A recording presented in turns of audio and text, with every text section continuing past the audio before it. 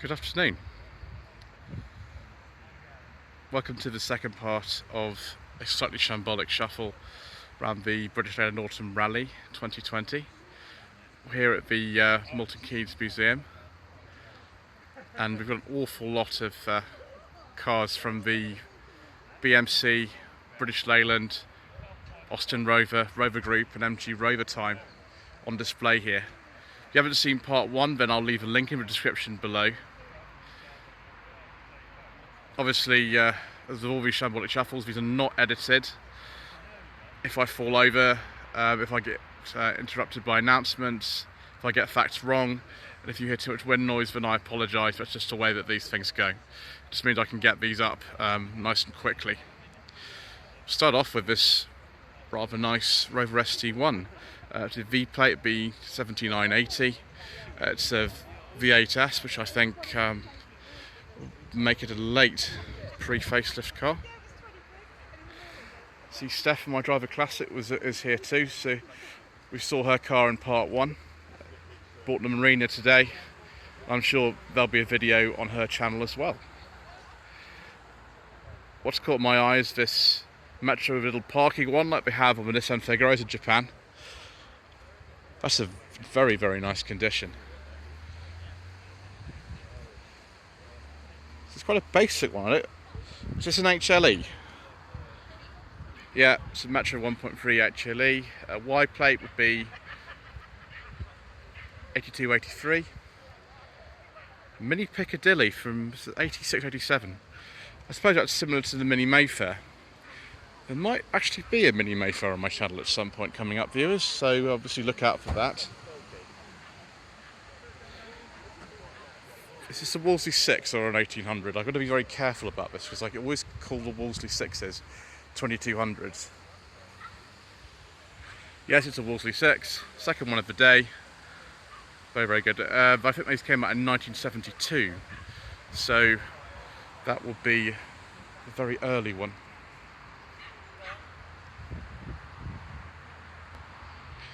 Got a very old Mini here, very old Mini Minor. Be probably pre-63, sliding windows, everything like that.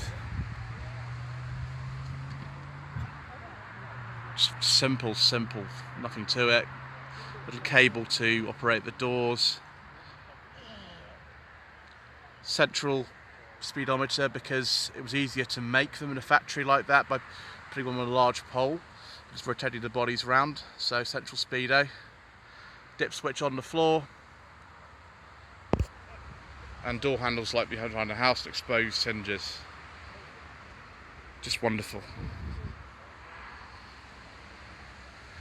That's a lot of money now. This is probably the same Mini Sprite that I did a video on move at BMC Leyland show. Sprite was a special edition. The kind of end of the Mark 6 Mini life, so it would be about 1995. I don't know what variant Mini that is, but that is probably from the 70s. This one is a Mark 7 Mini Cooper.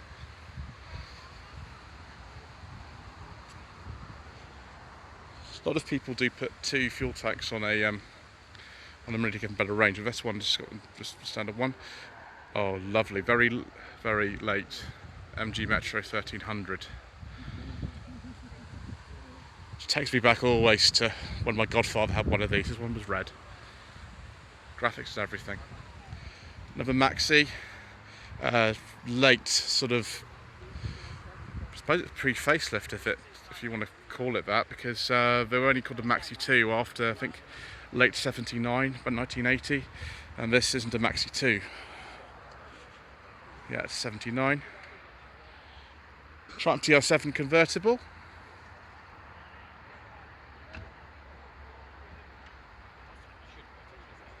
I think these came in about 79, 80, much later than the fixed head TR7, so this might be a Triumph fleet car if it's on Coventry plate.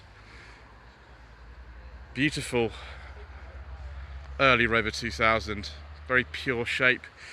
There's actually one of these. This is on a 66 plate. This is a 67 that you can see in a number of episodes of the Avengers from the final series. I really like that, and I'm sure that Mr. Richardson from Furious Driving also does. And here's the front of that lovely SD1. Got a late facelift Rover 75 here. I'm trying to work out whether this is a club or a connoisseur. It looks a bit like a connoisseur because it's got lots of wood, it's got the parking sensors. Love the colour of this. Some people don't like the face of the front end, but I'm not that particular actually about either. I've got a lot of MGZT videos on my channel actually. I've done 3 of them. But for some reason I'm not actually featured 75 on my channel. Maybe I should remedy that.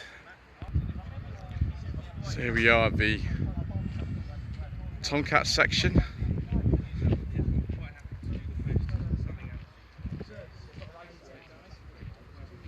Some rather nice cars here. This one looks suspiciously similar to the one that Mr. Richardson from Furious Driving has, although it's a different colour.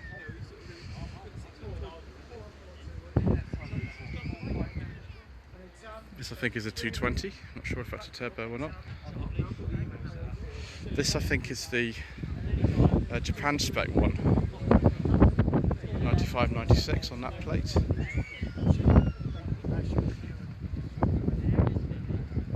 Very big wheels. And we've got air conditioning, so this must be a Japanese one, because air conditioning on British cars was an incredibly rare option. Very much like that colour, that is beautiful. So you've got a slight facelift one here. Facelift ones have the Rover R3 dash in them, like this one. This, I believe, if it's got a little bulge, might well be the VVC version, 1.8 VVC, with about 143 horsepower these came with. See the new dash in here.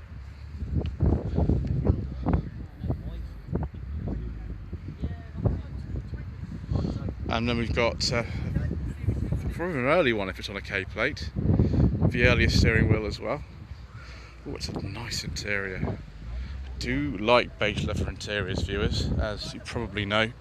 Bit of a sucker for those. I think it's a turbo if it's got the bonnet bulge. Very nice. Here is a rather lovely 1984 Metro City. Houndstooth interior. And only 28,000 miles from new.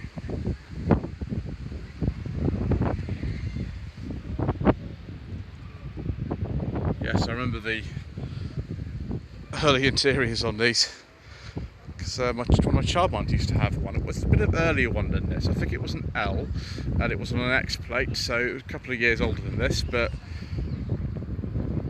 again, a Survivor car, you don't even get this particular version a second door mirror. Let's look at some Rover Hundreds. Oh, it's a very, very late one on an S plate. Really late, 1998 registration. I think the production of these finished in December 1997, so this one's a very late one. And then you've got the typical Rover funny patterned interior as well. Strangely, a driver's airbag was actually an optional extra on some of these, right up until the end, which I find astonishing really, because it's a 100 rather than just a Metro, or people do call them Metros as well. We've got stalks in there from an R8. The dashboard is very similar to the 84 onwards Metros. 114 SLI, another 114 SLI. I believe that's had a different steering wheel put on it. It's probably from a 25 or something, but oh yes please. Oh, wood and leather. I think only the GSIs came with electric windows. A bit mean of them really. Much earlier Metro here. Little A Plus engine.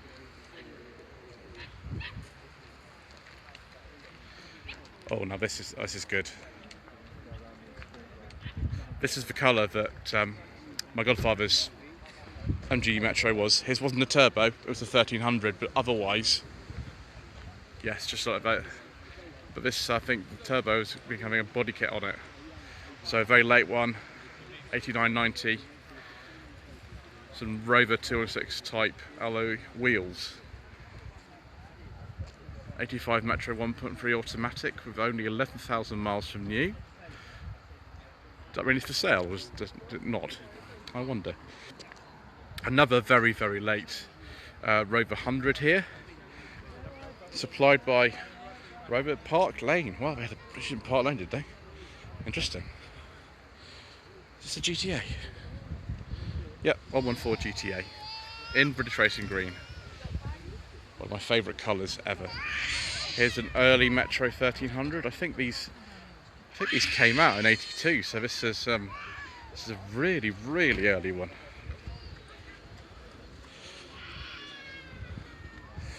Metro Quest Special Edition. It's a 1.1 litre from 1992. Another late Rover 100. Oh, yes. That's beautiful. Really nice. Original dealer plates as well.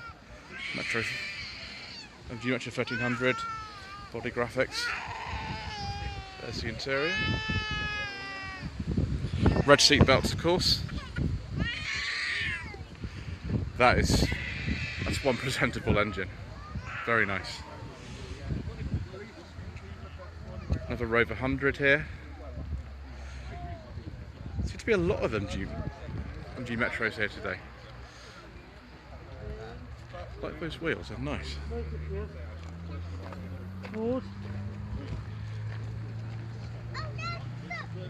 Here's a much earlier Metro on X plate.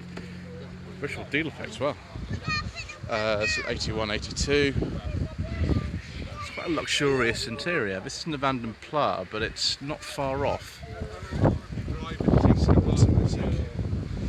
Yeah, 1.3 auto. It's still got a mini Metro badge on it, so it must be a very early one. And then we've got Metro 310 City. There seems to be two of these actually at the show today. These little vans. It's very good. Did you take anything from the inside? No, I haven't. Would you? There you go. Given permission to film inside the 402,000 mile Rover 216.